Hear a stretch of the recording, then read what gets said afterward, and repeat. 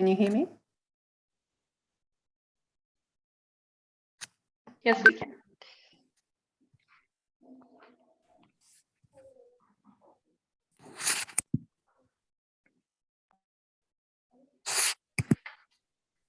I'm Mila.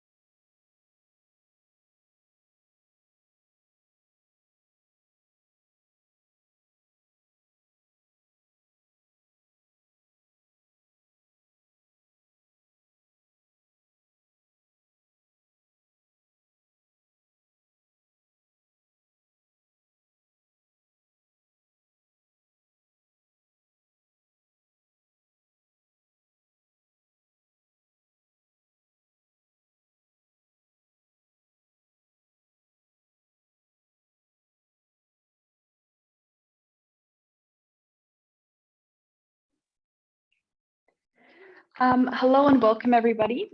Thank you so much for joining us today from wherever in the world you may be, both on Zoom and on Facebook.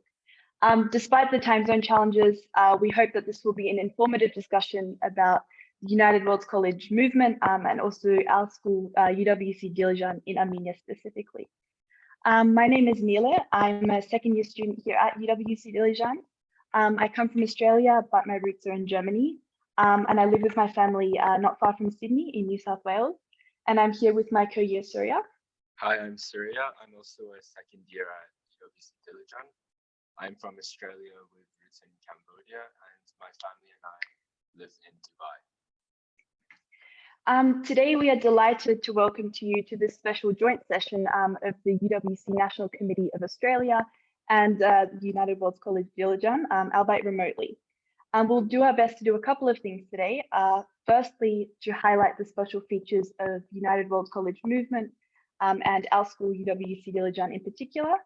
And secondly, to also demonstrate the educational opportunities for the families that are placing a premium on well-rounded education in their children in such a truly diverse environment and a unique setting such as our school here. I will be introducing the participants and panelists as we go along and as we proceed, but please feel free if you have any questions to pop them in the chat at any point, and we'll have a Q&A session at the end. So firstly, it is my pleasure to introduce Anne Hawkins and Mary Stewart from the UWC National Committee of Australia, who handle the admissions to all 18 United World Colleges worldwide for Australian students. Anne and Mary, would you please start by telling us a few words about yourselves? Hi, I'm Anne. I'm an AC alum. I attended Atlantic College in 1997 to 1999. I grew up in the United States, but have parents from America and Australia, and I'm living in Australia now. Hello, everyone. My name's Mary Stewart, and I'm not alumni, but my daughter attended LPC in 2009, and I became involved with the National Committee after Ruby returned from Hong Kong. Can I just say, Neela, it's lovely to see you so grown up. Thank you so much. Anna Mary, if you could just start by explaining a few general things about United Worlds College movement and also your personal experiences. Sure. Thank you so much, and welcome to everyone who is logging in from wherever you are. So I'll start by just talking a little bit about the United World Colleges, or the UWC. This movement is a unique secondary school system on a global scale and has been at the forefront of providing world-class education to deliberately diverse groupings of young people while fostering their humanitarian values.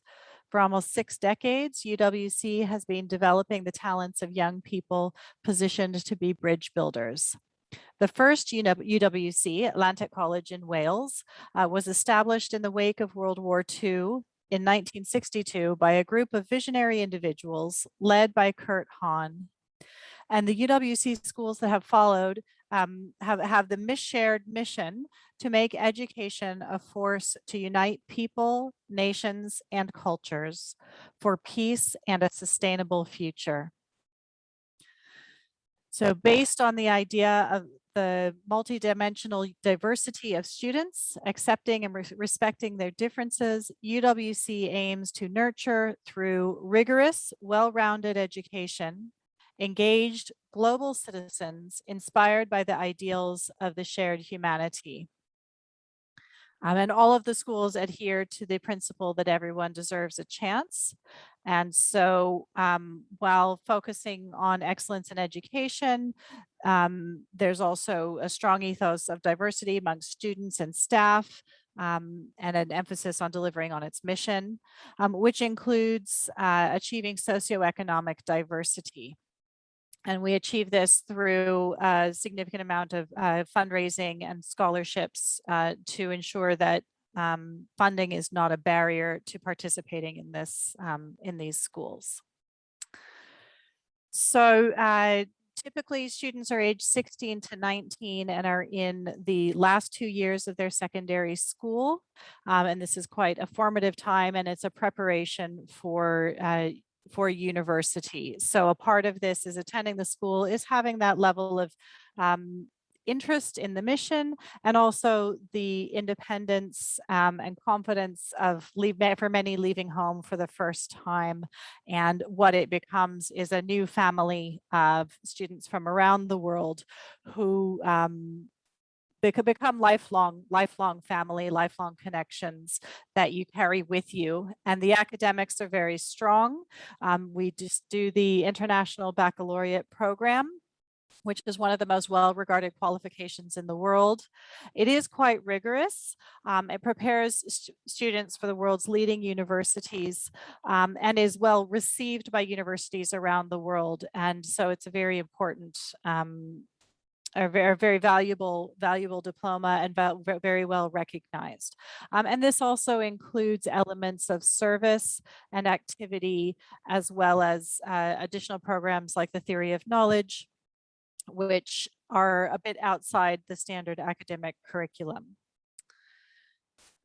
So there are schools all around the world, and as Neela introduced, that as a part of the National Committee, our role is to connect with the schools around the world, identify students who are interested in this program, and try to find the right connection between the applicants and the different schools, as well as the funding mechanisms. And I think with that, I will hand over to Mary, who knows that process very well and can explain a little bit more about what do we look for and what that process is like in applying for a UWC, the selection, and actually going on to attend. Thanks, Anna. So Australia sent their first student to UWC in 1972. And since then, we've had maybe 400 or 500 students attend. It was suggested that I talk about the number of applicants that the Australian National Committee receives each year, but we feel we don't generally discuss numbers because we feel that's less relevant to us than the actual quality of the applicants. We don't, if there's a large number, if we say we've got a large number of applicants, we don't want kids to feel that they don't have a chance because they're not special enough. If there's a small number of applicants, we don't want them to feel that they're chosen just because it was a very small pool. That said, we roughly have between 30 and 100 applicants a year. Not as many applicants as many countries, and that's partly because I think we don't have a UWC in Australia. And the way that most people hear about United World Colleges in Australia is through word of mouth, through alumni or family friend, that way. So alumni have a big role to play in spreading the word. That said, all our applicants are accepted on merit and only on merit. So we don't interview every applicant, and after interview, we certainly don't select everybody who interviews. We don't, even if we have a student who can afford, a family who can afford to pay for a student to attend UWC, we don't select them if we don't feel they're suitable. We're always seeking to increase our diversity of applicants, and Australia is a very multicultural country, and I think we've done fairly well over the years at selecting students with a multicultural background, but we're always seeking to broaden that horizon to get the gender balance, and socioeconomic diversity is really important. And we strive to attract students from underrepresented groups, so particularly Indigenous Australians and rural and remote applicants, and applicants with a refugee background. And that's just a work in progress. Some things we've been really successful at, some we haven't been successful at, but we have to keep trying new strategies. I'll speak briefly about what we look for in what the Australian National Committee is looking for in an applicant. Of course, as Anna said, it's a very rigorous program, the IB. So we're looking for students who are academically capable. We're not necessarily looking for the kids who are the top of their class all the time. We're looking for a more well-rounded individual than that. I think an applicant should be determined and self-disciplined, because I think that's what will get you there. They need to be resilient, because it's a tough program, and as Neela would know, there are all sorts of things, difficulties are thrown up without having pandemics, but I think someone with an awareness of self is important, so that you know when you put your hand up to say, I need support now. I think, we don't want somebody who thinks they can do it all without anybody else.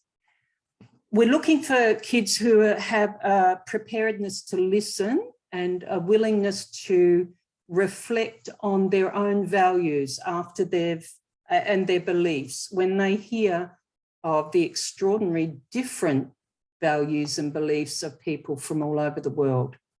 We want students who are curious about the world beyond their own little life.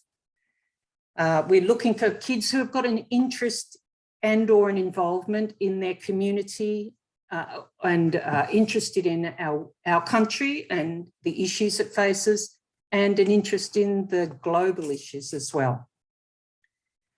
Ideally, we want somebody who wants to make a difference, but also believes that they can make a difference. The last thing's not so easy to put a finger on. We're looking for applicants with the potential to blossom, and that's not always easy to put into words, But when we sit and talk with them, we very often know this kid is just going to bloom. So I could keep going with the list, but basically I think that's what we're looking for, a positive outlook, someone who has a positive outlook on life and is prepared to listen and act. Thank you so And much, Mary. all our students have been great. Neela. Thank you so much, Mary and Anne. And also the work of national committees is so imperative to the success of UWCs. And they really are a great support to the colleges individually. And I know that personally, without the work of the Australian National Committee, I would not be here where I am today. So I really do appreciate that work also personally. So personally, I first learned about the United World's College movement and decided that it was something I would like to experience. Actually quite by accident. I found it by searching online, and it was one of those things that I always was dreaming about, but couldn't quite picture that it was something that actually existed until I stumbled on the website, and it was like suddenly just this opening of opportunities as I realized that this thing that I couldn't quite articulate did actually exist already in the world. Upon doing my application and being accepted by the Australian Committee, I was given a choice of several colleges. However, at the end of the day, out of the options, which were all incredible options, I decided on Armenia specifically, as out of the options, it was the most culturally diverse in comparison to Australia, where I'd grown up in. The language was different, and it was frankly the country that I knew the least about. So that's why that was something I personally very much wanted for my UWC journey, and it is something that I've not looked back on since the moment I got here. So for me, personally, it is also very good to see the UWC National Committee of Australia that has been so helpful for me, and UWC Dilijan collaborating in this way to let more people know about this unique education, and in my experience, such a unique school. Next, I'd like to introduce to you our head of college, Mr. Gabriel Abad Fernandez. Gabriel, over to you. Thank you, Nele, and good day to all of you. I'm Gabriel Abad Fernandez, originally from Spain, as you can tell from my accent. I started my professional career in academia in the UK, in the University of Northumbria at Newcastle, and then back to my alma mater, the University of Malaga in Spain. And as much as I love academia, there was something missing. There were things that I had to do outside university. And in a very fortuitous way, I got to know about UWC and found myself shifted over to Singapore, where I started a career as a Spanish and Theory of Knowledge teacher, then working in the residencies with the students and taking different roles that ended up me applying for a job here in Dilijan, Armenia, as UWC head of college. My spouse, my wife Natalie, is an Atlantic College alumna. Both my children were educated in UWC Southeast Asia. They were born and lived all their lives in UWC campuses. So for them, it's normal to interact with people like Nele and like Soria, and to experience things that other people can only imagine. I'm here in Dilijan in my 4th year as head of college. I have the privilege and the pleasure of leading this community, this very special community that I'm going to tell you a few things about. I'm also now a UWC father of a student studying in another UWC. My daughter, Larry Carmen, is currently a DP1 student in Atlantic College, where Anne studied. She's following her mother's footsteps back in the mothership in Wales. But let me talk about Dilijan. It's established in 2014. It was the 14th UWC school. We're 18 schools now. We're number 14. The first residential, truly international school in Armenia and in the Caucasus. The only UWC in this part of the world. Founded by 2 impact investors and social entrepreneurs, Ruben Vardanian and Veronica Sonaven, who with a group of partners had this vision of bringing the world to Armenia and Armenia to the world. And they chose Dilijan. They didn't choose the capital, Yerevan, where there are all the schools and where lots of things happen, because they wanted something different. A beautiful location on the ancient Silk Road, connecting east and west, north and south, connecting Iran with the post-Soviet republics. It's a fantastic location. We're surrounded by mountains, trees, and currently lots of snow, and we're expecting even more snow tonight. So that's very different from the climate that many of you are experiencing right now in Australia coming out in the summer. But before I continue talking about Dilijan, let us watch a brief video so you can visualize what UWC Dilijan looks like.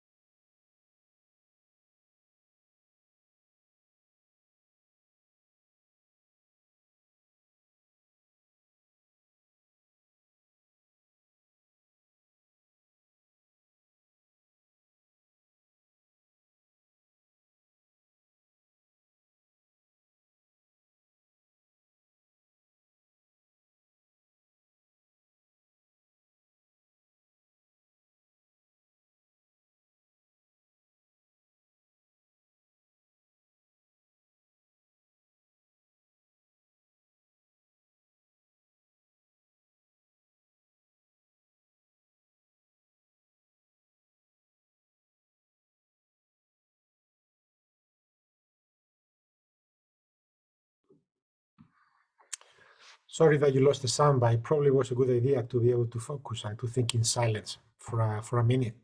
That's just the campus, and the campus is just one element, and it's actually the least important element.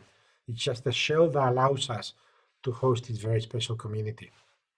Let me talk to you about what are some of the unique features of UWC Dilijan.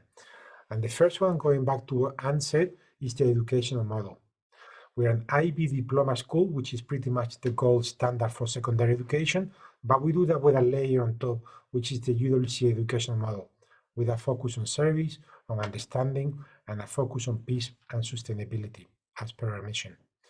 The beauty is that if you come here with the IB diploma, you can apply to university anywhere in the world. We support the students applying anywhere, and it's actually relatively easy to do so.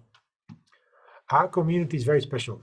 As of now, 311 people with teachers from 15 countries, students from 78 different countries, and that creates a place where the community is truly unique.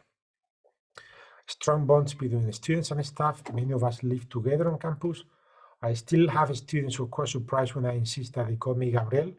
For some students, it is a sin not to call your headmaster sir or something like that, or they feel weird when you actually invite them, come home, let's have a coffee and a chat, and we can talk about Real Madrid or La Casa de Papel or whatever it is that we're having a conversation about.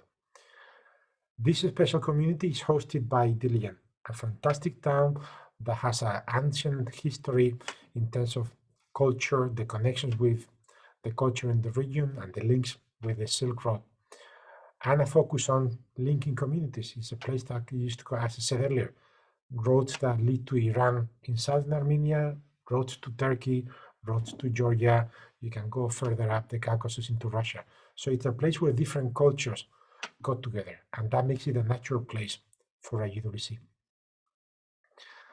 We've got lots of partnerships. We're privileged to have partnerships with humanitarian, science, and scientific organizations that create opportunities for students and staff to be involved in different capacities, from the Aurora Humanitarian Prize to the Foundation for the Advancements of Science and Technology. And all of that create opportunities for our students to do internships, to do projects with them, to do extended essays about things they're passionate about. It's a brilliant platform. Even though we're in a small town in the mountains, there's actually lots of opportunities. Armenia is a very well-connected country. You may know that Armenian diaspora is huge. There's more Armenians outside Armenia than in Armenia, and that also opens opportunities for our students. Wherever they go, they discover Armenian connections, and many of our alumni tap into that Armenian diaspora.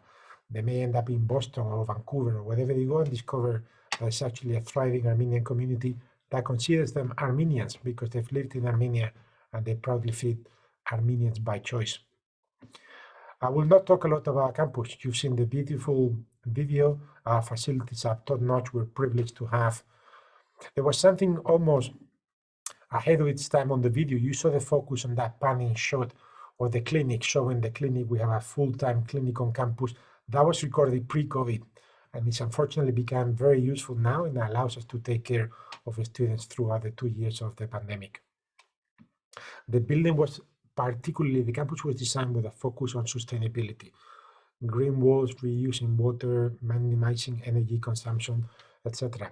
Currently, we're working on a project to add solar panels to a campus to further reduce our carbon footprint. And all of this is in a beautiful campus surrounded by the Dilijan National Park. It's a beautiful location.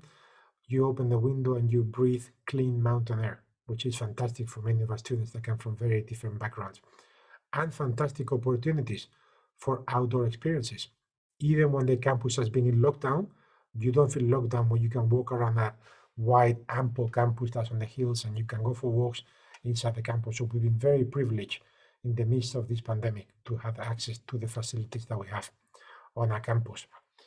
And all of that is just a preamble to talk about Armenia, a fascinating big little country with a rich culture and a warm spirit that makes you feel at home as soon as you arrive wherever you come from. The Republic of Armenia is a democratic state of 3 million inhabitants with around 7 million Armenians abroad. And you will keep discovering Armenians where you least expect it. From Cher to the Kardashians, from Nubar Afeyan, the founder of Moderna or the famous vaccine, you keep discovering Armenians. I was talking to some of my family in Spain who were quite surprised when they learned that Charles Aznavour was Armenian, and they thought, but he's French. Until I told them, yes, but his surname was Aznavourian. He just clipped the Armenian end to Frenchicize, to francophonize his surname to sound more French, but he was proudly French-Armenian. His son is part of a foundation that continues his legacy and is connected to a college. And we hosted him on our campus. It's a beautiful country. Nature, culture, old churches. It was the first country that officially became Christian back in the 3rd century. Architecture from medieval times, multiple UNESCO heritage sites. In spite of the conflict of Armenia and Azerbaijan, which is what most people will think of when they hear Armenia, it is actually one of the safest countries in the world. Family values prevail. You can feel safe wherever you go.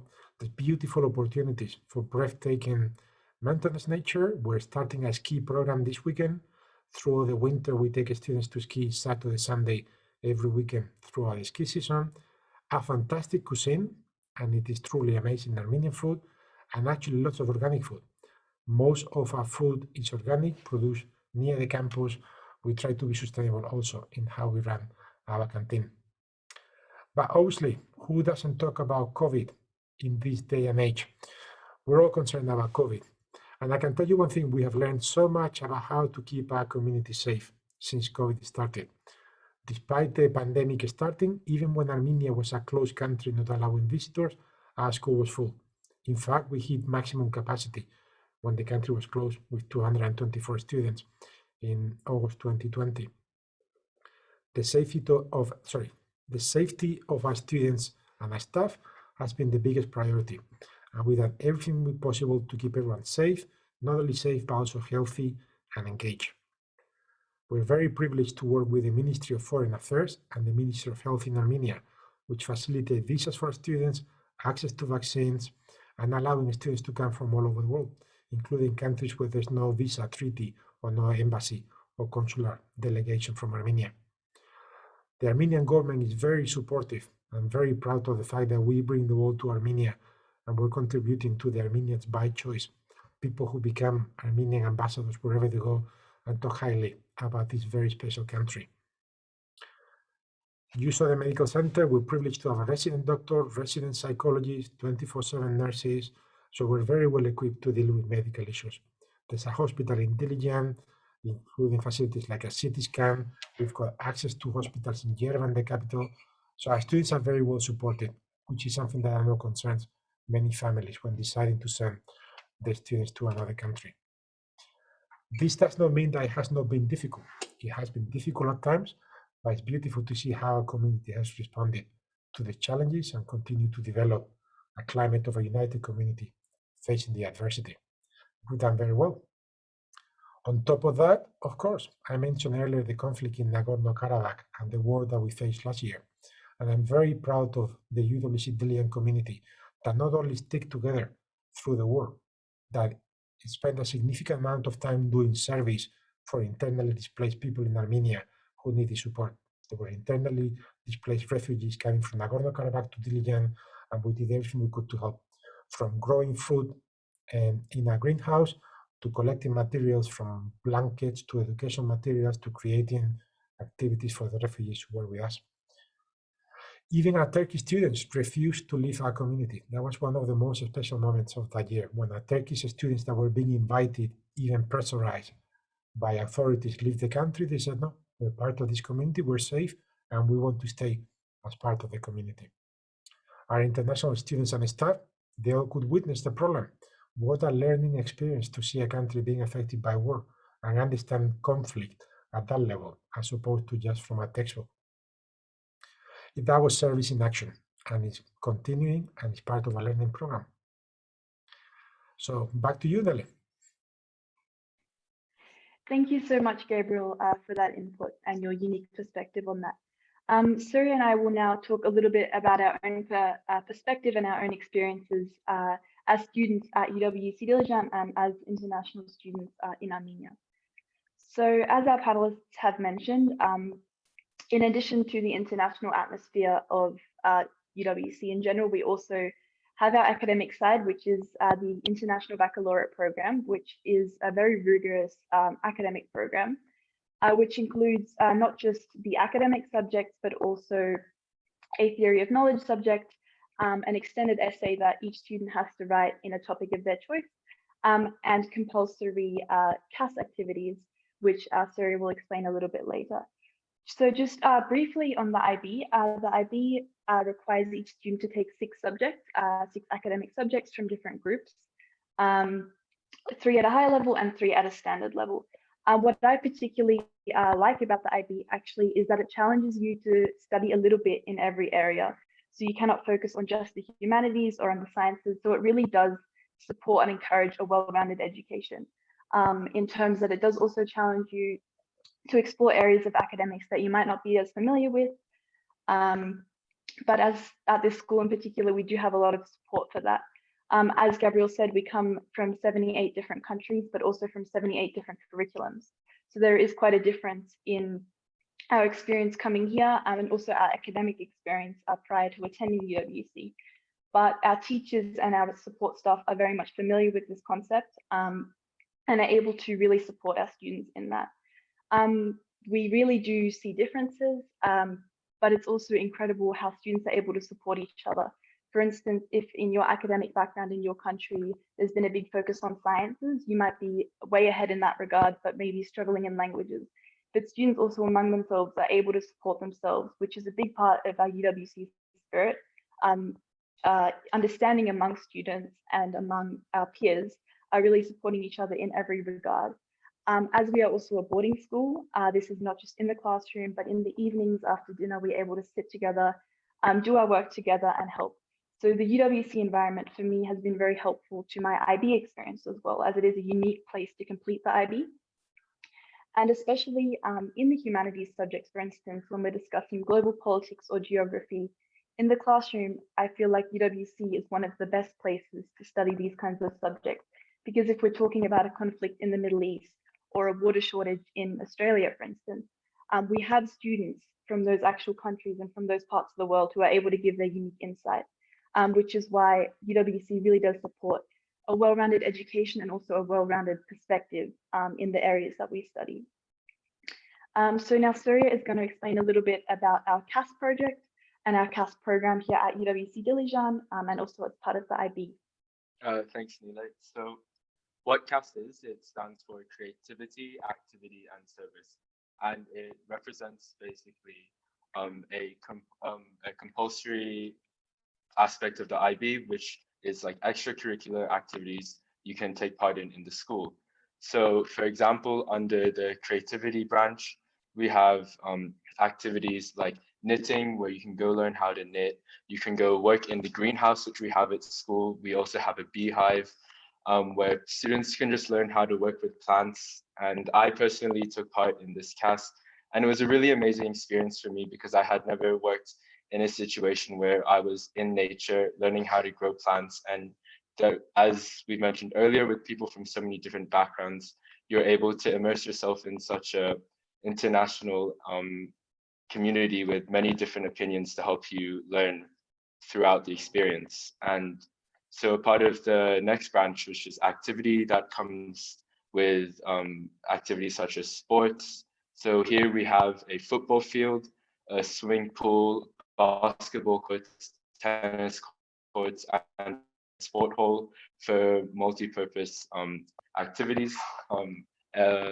For me, an activity that I do is swimming, which I do on Thursdays, and it is the sports here in the school. They're not super competitive. They're very friendly for anyone from any skill level, and it's a really fun way to bond with your community, learn a new sport, push yourself outside of your comfort zone, and it's also a great way to stay healthy at the same time. And the final section of CAS is service. So what service is basically giving to the community, be it on campus, to the local community of Dilijan, or even some international initiatives that we have at the school. For example, on campus, we have the greenhouse CAS, which also counts as a service, because the plants we grow, we are also able, if we make enough of the produce, we can sell it back to the local community.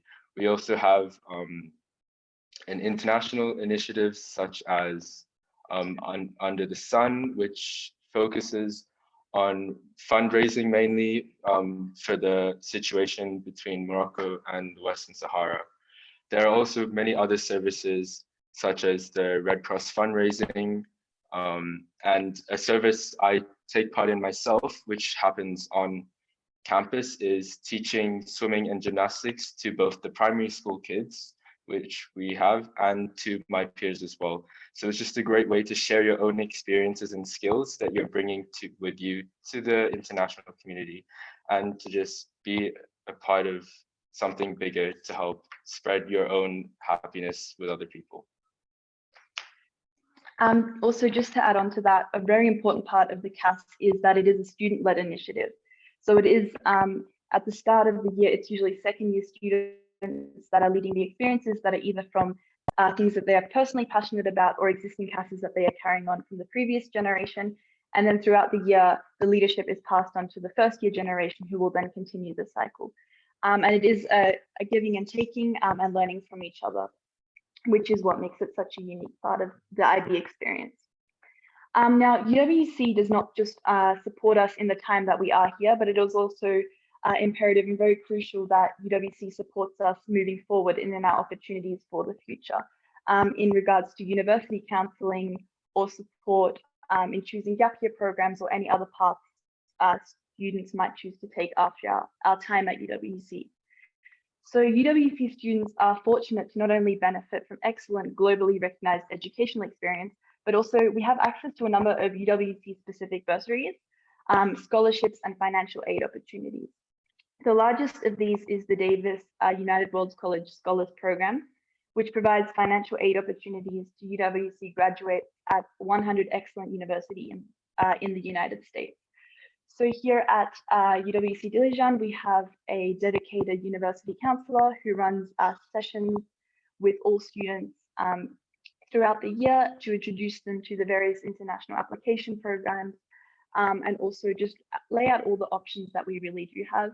And then he individually supports us through all of our applications to wherever in the world we may choose to apply to. Do you have anything to add to the application process? No. Gabrielle, would you like to say anything about the university application process from a head's perspective? Yes, and I'm going to give a disclaimer here.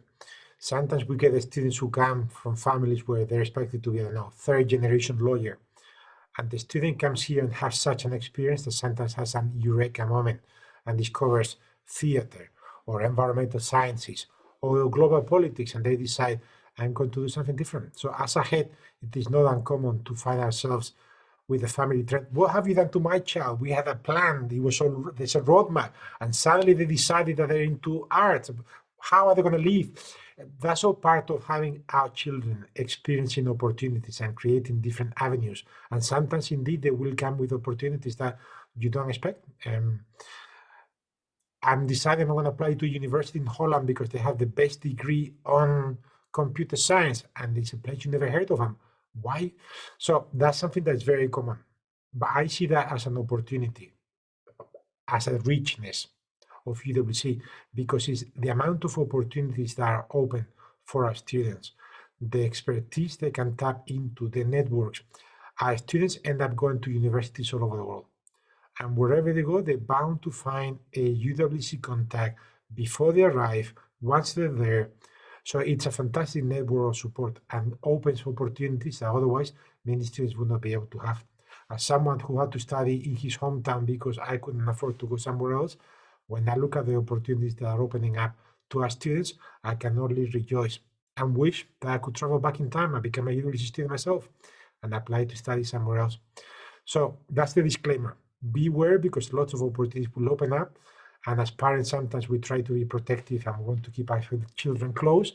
And suddenly your child has won a fantastic scholarship to study in Toronto, and you're thinking, we don't even have time zones to coincide. How are we going to talk to each other, even via Zoom or whatever it is?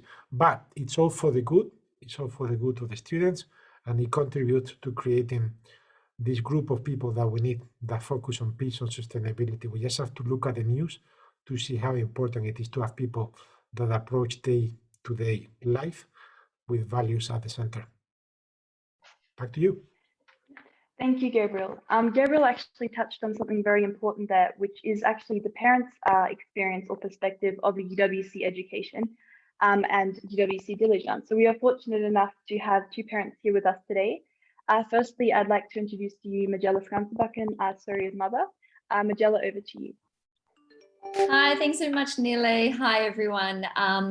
So my name is Magella. I have actually been an expat for 20 years, and I was so fortunate 20 years ago, I suppose, to find UWC. I moved to Singapore and kept hearing about this school where these kids were off in Bali and they were off in Cambodia and they were traveling around the world helping. And I just thought it was amazing. It was amazing. And at the time I had my own business and I wanted to assist. So I said, you know, what can I do through my business? And so I kind of got involved with UWC. And once I then had children, it was the first school I ever looked at, obviously, was in Singapore. And I saw it actually very differently because I had kids in primary school at the time, but I was fortunate enough to be able to then get so much more involved in UWC, obviously with their service, and I saw their CAS activities. It was fantastic what I saw with the boarding house students at the time.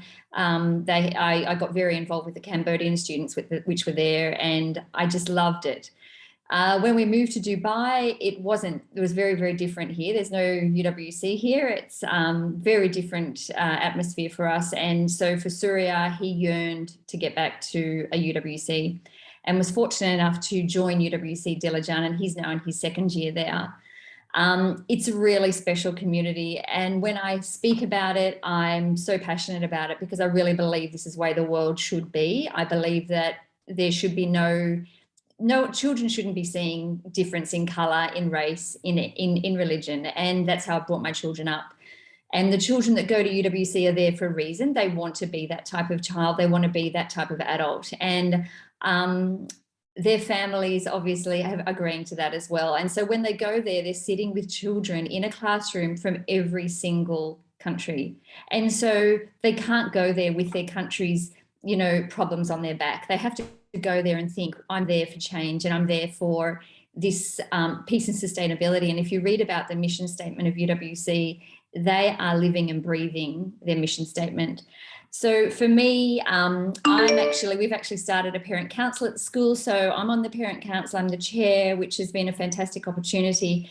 And through that, we have a beautiful system where we have a parent buddy system. So if you're a new parent coming to the school, there are parents all over the world who are picking up your kids from the airport if they get stuck somewhere, and they're receiving phone calls at 1 a.m. You know, can you come and help my child? They've been stuck somewhere, or their luggage has been stuck. And so these kids are looked after around the world, and they will be for the rest of their lives. I spoke to Surya the other day and was asking, what do you know, when you leave after summer, you know, when you see your friends, he said, oh, Mum, well, I've got 6 families in Amsterdam and I've got this amount of families here, and I could go here. And, you know, I have no doubt that they'll look after him like I look after his friends. You know, this Christmas, I think there was one night where I had 6 UWC kids over, and it's just how it works. You are this community, and I expect and want to be part of this community for the rest of my life because it is so beautiful. There's no doubt as a parent that it is hard. The IB is hard. There's 3 things I would definitely say you need your child to be they have to be self-motivated. They have to want to do the work, because as you can see from what Nele and Surya have said, there's so many opportunities. They're off skiing and they're off, you know, whitewater rafting, and then they're, you know, beekeeping, and they're playing football. So they have to be self-motivated to actually get the work done, because there still is academics happening. And then they're an independent type of child, because when I sent Surya on his first trip to Armenia, it was right at the start of COVID. It was a one-way ticket that I sent him on. I couldn't go with him. So they have to be the type of child who is able to independently do that. And with that brings resilience. So my 3 things are obviously the self-motivation, independence, and resilience. But if you join the school, there are so many parents around the world. There's so many people like us that you can speak to. It is going to be very special, and it's just not going to be a couple of years of their life. It will be, I believe, the rest of their lives. So they'll live with it, and they're really lucky. I wish it was me. So, you know, go and apply, I would say. It's great. So, yeah, thank you. Thank you so much, Majella. I'd like to now hand over to my own mother, who is actually present with us today, Antje Schultz. Maybe you can talk a little bit about, again, your own experience as a UWC parent and some of the pros and cons of your experience so far.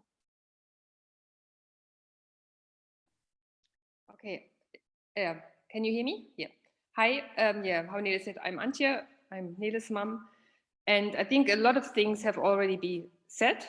But yeah, I would mostly like really to talk about my own experience with the Australian National Committee and with Dilijan. So I think the IB is a really, and I have to say, I'm not well. So I made some notes today because I worried I would blank out. So please excuse if I look at my notes from time to time. So I think the IB is a really great idea, and for young people, an experience of their lifetime. And to do this at an international school is even better, and is something I wish I could have done for myself. So how Nele said, she found out about UWC. I had no idea this exists. And from the moment we heard about it, we were fascinated, and not to say we were hooked. And Nele didn't let go, and we followed it, and we supported her. And we can only say we have never been disappointed, or we never regretted what we did, what she chose. It was from the beginning, the application process with the National Committee was very, the communication was good. It was very transparent. It was informative. So they were always in contact with us. They got us in contact with former students, with former parents, which was really helpful, as we could ask so many questions. And yeah, I can just say this was the best start we could have, because it really brought us into this direction and helped us moving towards it. The enrollment, the same. Admissions at Dilijan is just amazing. They always answered our questions straight away.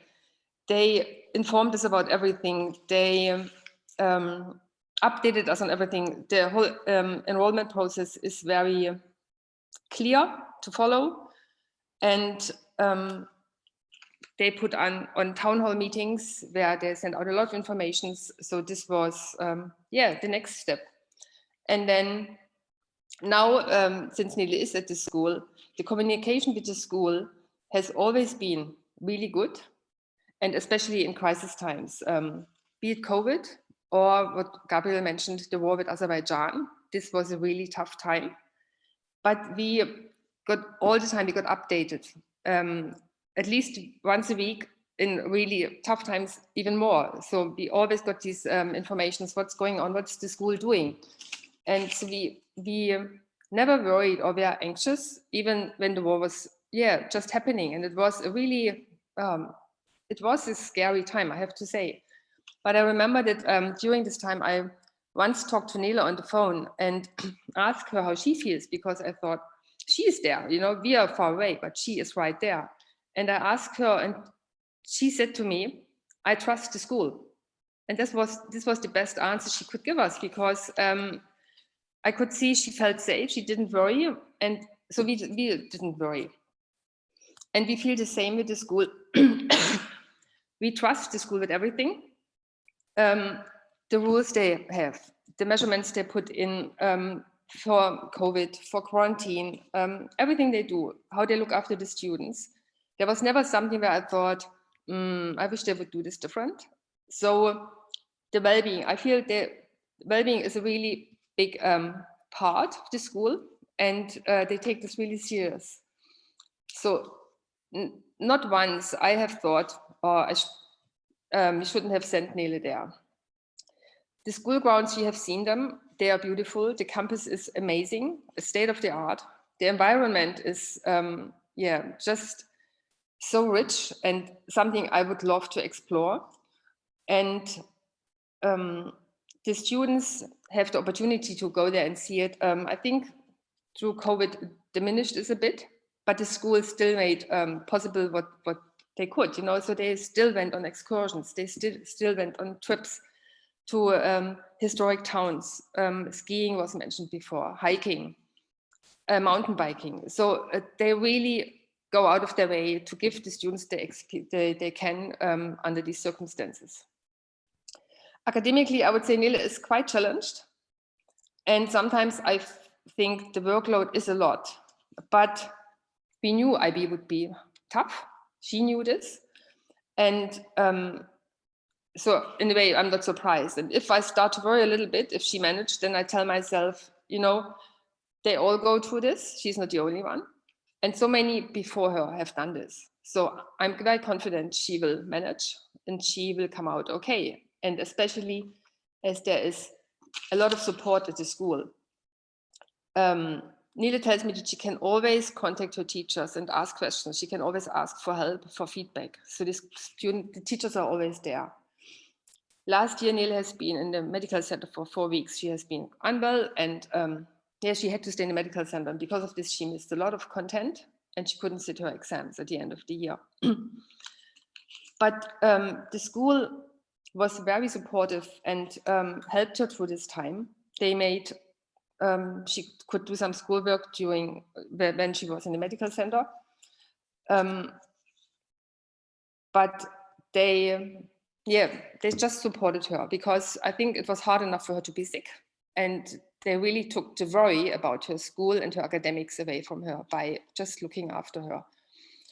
And when I look at her, so my impression when I look at her report from last term and her academics right now, I don't think that this had any impact on her school, because it doesn't look like she fell behind in anything.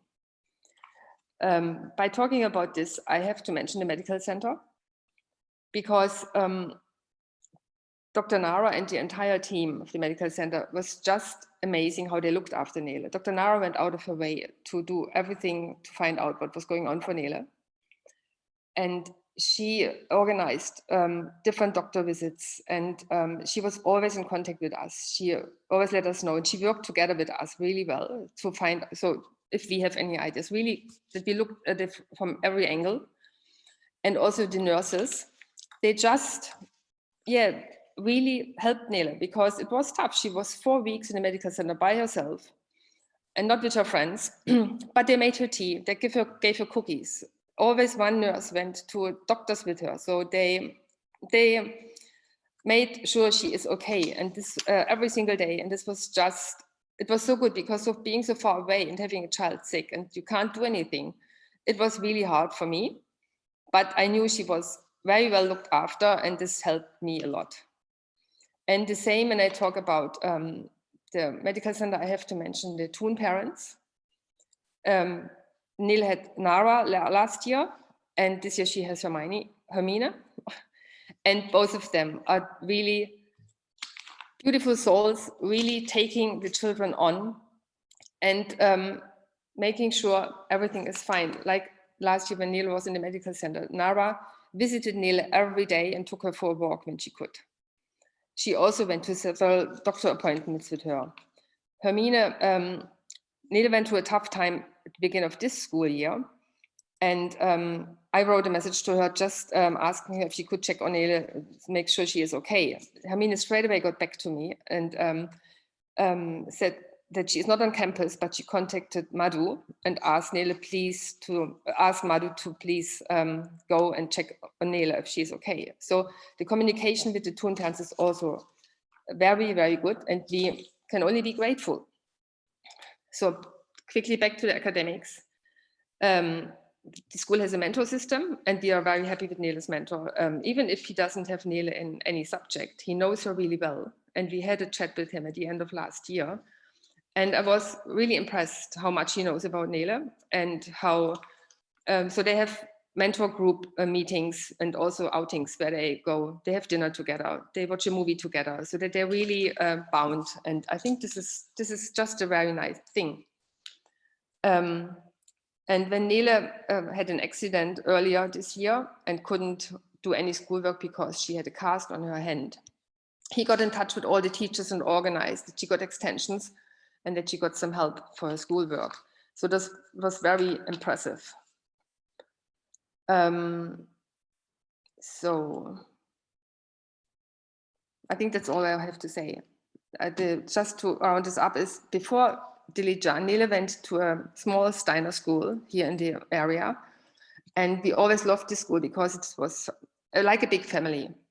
And especially the high school had only about 100 students. And we always felt it was really like a big family. And I can only say that Dilijan feels the same. It really feels like a big family with all the teachers, the staff, the medical people. So we are happy. The only sad thing is that we miss Nele. But she wished to go away and spread her wings, and we couldn't be happy with the choice. She did. So by all the places to go to, I'm very happy that she is in Dilijan. That's all. Thank you so much, Mum.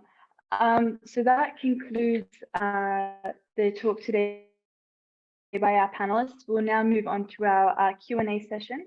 So as I mentioned before, if you do have any questions, please pop them in the chat, or if you are watching with us on Facebook, on Facebook, and we will do our best to answer them. So we already have one question directed to the Australian National Committee, so perhaps Mary can answer this. The question is, given the academic year is different in Australia as we start in January, is it an obstacle for applicants as they might lose time? Sorry, Nele, I didn't catch all of the question. What was the last part? The question was if there's an obstacle for Australian applicants due to the difference in our school year as they lose some time. No, not at all. So most UWCs, it's only Eswatini or Waterford that doesn't follow the Northern Hemisphere academic year. So you leave Australia in August and you begin your 2-year IB then. Some Australian students do feel that, you know, they're nearly all the way through year 11 when they leave. And we've had quite a few students who have been close to the end of year 12 when they've left. We don't see that as a handicap. We see that as extra learning and laying down of foundations of learning. And so, you know, the students that you've been at school with here may graduate 6 months before you, but you graduate with a wealth of experience that certainly makes up that 6 months. Do you think I've answered that enough? Yes, definitely. And I can also just add to that from my personal. Yeah, I personally actually found those 6 to 7 months quite helpful. I was actually working in that time, and I definitely think that really prepared me for my UWC experience, and also gave me some resilience. And it really gave me time to mentally also prepare myself for the next 2 years.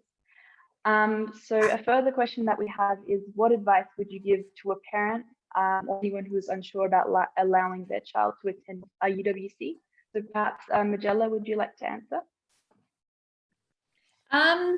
Look, I think it's a really hard one. For us, we had to do what was the best for Surya. He really knew what was the best for him. And I think in the end, yes, he was 16 and it wasn't his decision, definitely. And I needed to make sure I was sending him somewhere safe and somewhere I truly believed in. Fortunately, I believed already in UWC.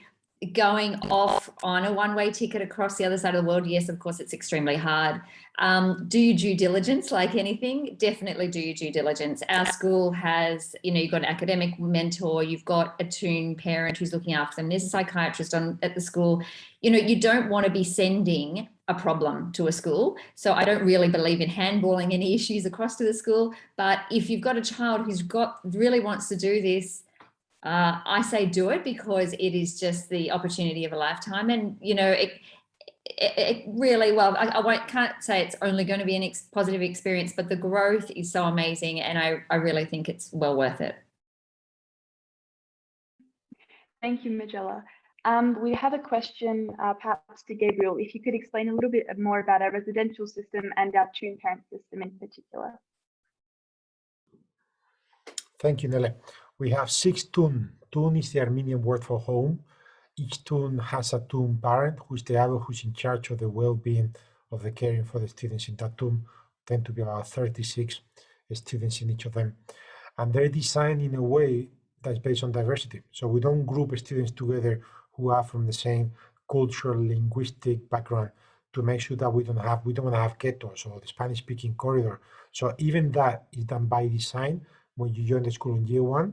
On year 2, you already know the students, and you have a confidential forum where you can choose preference of who you would like to share with from your core years, and then we mix with first-year students. The residencies are a home away from home, which is necessarily different from your own home. And what I mean by that is you sacrifice a huge amount of privacy. For many of our students, it's the first time they share bedrooms, or they have to share a kitchen, and people treat kitchens in very different ways.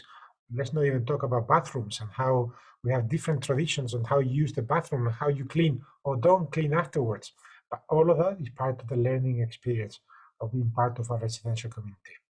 It is supported by a canteen. We provide 3 meals a day plus 2 snacks. You've already heard about the clinic support.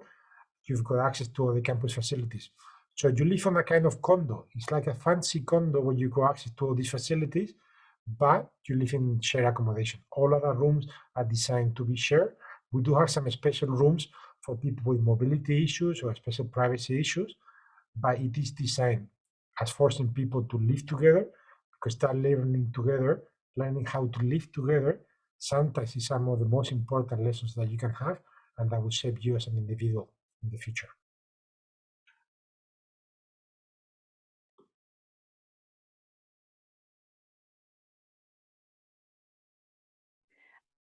Thank you, Gabriel. So as Gabriel mentioned, each of the 6 TUNs does have a TUN parent. So this is a mix of Armenian and international residential staff who are like our parent away from home also. So they support us in every aspect. We can talk to them about anything, health, how we're doing on a daily basis, and any support we might need. We can always address to that person who is our personal support person. It appears that concludes our questions for now. We would like to complete this session with another short video about UWC Dilijan. I would like to thank everyone again so much for joining us today from wherever in the world you may be. We really enjoyed having you, and I wish you a nice day or a good night if you're joining us from Australia.